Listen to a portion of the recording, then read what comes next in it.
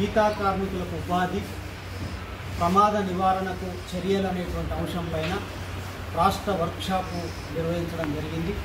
ఈ వర్క్షాప్లో రాష్ట్రంలో ఉన్నటువంటి అన్ని జిల్లాలో ఉన్నటువంటి సంఘ నాయకులంతా కూడా హాజరయ్యారు.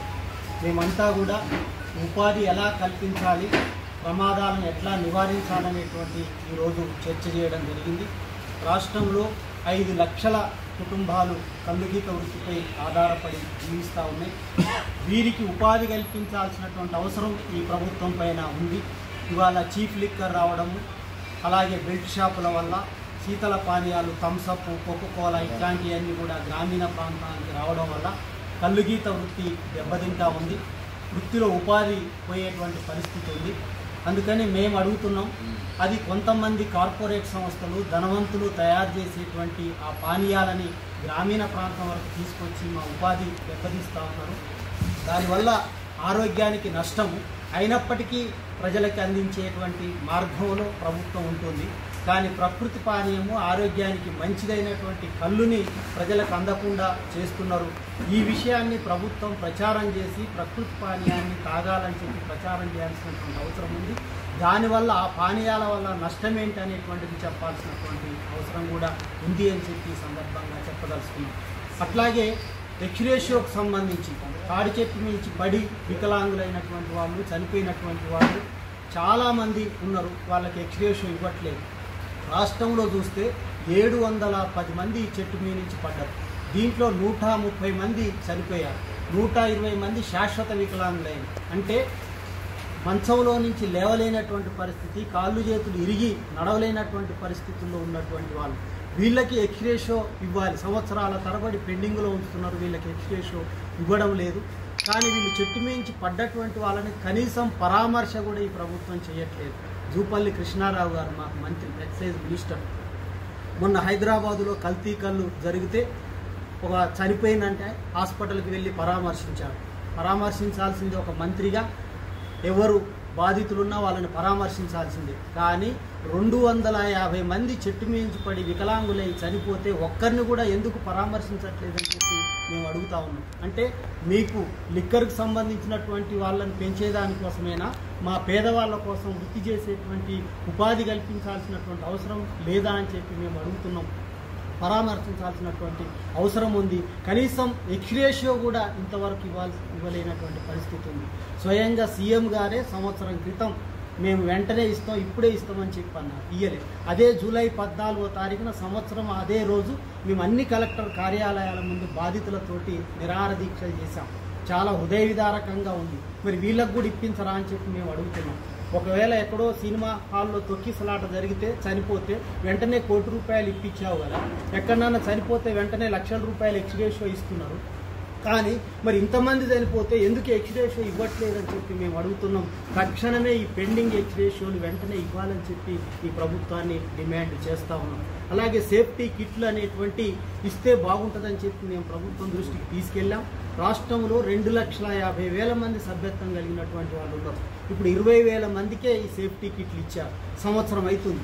మరి ఈ విధంగా ఇచ్చుకుంటూ పోతే 10 సంవత్సరాలైనా కూడా అందరికి ఇవ్వలేదు. ఇందుకోసం ప్రాణాలను కాపాడండి. రోజుకొకరు సరిపోతున్నారు. నిన్ననే జనగామ జిల్లాలో తాళ్ళ అశోక్ అని చెప్పి చనిపోయింది. ఏ రోజు చూసినా కూడా ఏదో ఒక జిల్లాలో చెట్టు మీద నుంచి పడి చనిపోవడం, వికలాంగులు అవడం జరుగుతుంది. అందుకోసం ప్రభుత్వం ఇది నివారించాలంటే, ప్రమాదాన్ని నివారించాలంటే తక్షణమే సేఫ్టీ కిట్లు అనేటువంటి ఈ వృత్తి చేసేటువంటి వాళ్ళందరికీ కూడా ఇవ్వాలి అని చెప్పి అంటున్నాం. ఇవి ఇవ్వకుండా, వీటి గురించి చర్చ జరగకుండా మొత్తం కల్తీకి సంబంధించినటువంటి అంశం చర్చ జరుగుతుంది రాష్ట్రంలో. అసలు ప్రకృతి పానీయం ఇచ్చేటువంటి వాళ్ళ మేము చనిపోతే మా గురించి చర్చ జరగాల్సినటువంటి అవసరం ఉంది. కల్తీకి కల్లుగీత కార్మిక సంఘం వ్యతిరేకం. కల్తీ ఎవరు చేసినా శిక్షించాల్సిందే. కానీ ఆ పేరుతోటి గీతా కార్మికుల్ని సొసైటీ కాడ అమ్మట్లేదనో, డిపో కాడ అమ్ముతలేదనో ఇబ్బంది పెట్టాల్సినటువంటి అవసరం లేదు. కల్లుగీత కార్మికులకు సంబంధించి గ్రామీణ ప్రాంతంలో ఉన్నటువంటి వాళ్ళు చాలా ఇబ్బంది పడుతున్నారు. ఇక్కడ హైదరాబాద్ లాంటి చోట కల్తీ చేస్తే కొంతమంది గౌడ వ్యాపారులు చేయడం వల్ల దానివల్ల మంచి కళ్ళు అయినటువంటి దాని మీద ఒక చెడు ప్రభావం అనేటువంటిది వస్తుంది. కాబట్టి మేము ప్రభుత్వము, ఎక్సైజ్ డిపార్ట్మెంట్ ప్రభుత్వం చర్యలు తీసుకోవాలి. అన్నీ నిరోధించాల్సినటువంటి అవసరం ప్రభుత్వానికి ఉన్నది. కానీ అది చేయకుండా అది ఆలోచన చేయకుండా కల్తీ చేస్తుంది కాబట్టి రద్దు చేస్తామనేటువంటిది, చెట్లు లేవు కాబట్టి హైదరాబాద్లో మేము రద్దు చేస్తామంటే ఏ చెట్లు ఉన్నాయి? పాలకు సంబంధించినటువంటి మరి ఇన్ని అమ్ముతున్నారు. పాలకు సంబంధించి బర్రెలు ఇక్కడ ఉన్నాయా? నూనెకు సంబంధించి ఉన్నాయా? పండ్లకు సంబంధించి ఉన్నాయా? ఇతర దేశాల నుంచి దిగుమతి అవుతున్నాయి.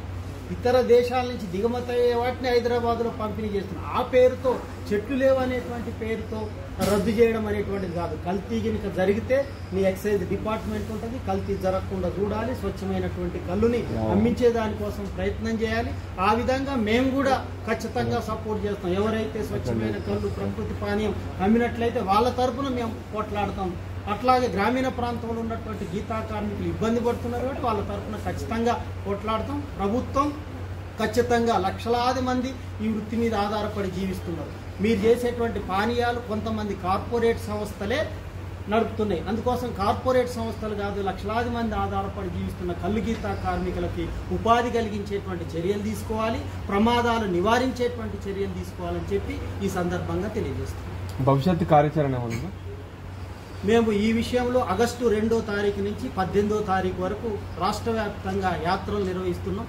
అమరుల యాదిలో పేరుతో ఈ సందర్భంగా ప్రతి గీతా కార్మికుని కాడికి వెళ్తాం. సేఫ్టీ మోకులు ఎట్లా ధరించాలి, తర్వాత కల్తీని ఎట్లా నిరోధించాలి, ఈ అన్ని విషయాలు కూడా గీతా కార్మికులకు చెప్తాం. పెన్షన్, ఎక్స్గ్రేషన్ అనేక సమస్యలు గీతా కార్మికులకు ఉన్నాయి. రాష్ట్ర వ్యాప్తంగా 18వ తారీఖు తిరిగిన తర్వాత ఆ స్పందనని బట్టి సమస్యలు ప్రభుత్వం దృష్టికి తీసుకెళ్తాం. పరిష్కారం కనుక చేయకపోతే రేపు హైదరాబాద్లో పెద్ద ఎత్తున ఈ గీతా కార్మికులను సమీకరించి ఉద్యమానికి సిద్ధమవుతామని చెప్పి కూడా ఈ సందర్భంగా తెలియజేస్తాం. హాయ్ అండి, నేను మీ కార్తికేయ. టీఎఫ్సీసీ లైవ్ ఛానల్ని లైక్ చేయండి, షేర్ చేయండి, సబ్స్క్రైబ్ చేసుకోండి. This is Nikhil. టీఎఫ్సీసీ ఛానల్ని ఎంకరేజ్ చేయండి, లైక్ చేయండి, subscribe. Hello, this is heroine Alekhya Angel.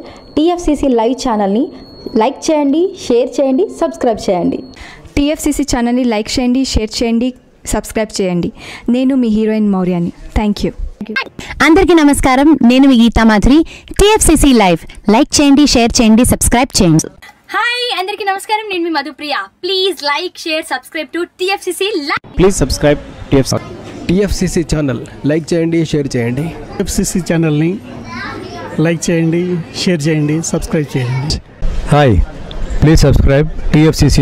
Hello, this is your all supplicants. Please do subscribe TFCC live channel. Thank you so much. Please do subscribe to TFCC live channel and like, share and subscribe చేయండి. హాయ్, నేను మీ Vijay Shankar. TFCC channel do subscribe, like చేయండి, share చేయండి. Thank you. నమస్తే, నేను మీ Karthika. TFCC ఛానల్ని షేర్ చేయండి, లైక్ చేయండి, సబ్స్క్రైబ్ చేయండి. అందరికీ నమస్కారం. I'm your favourite actress Ankita Maharana. Like చేయండి, షేర్ చేయండి, సబ్స్క్రైబ్ చేయండి. TFCC live. Love you all.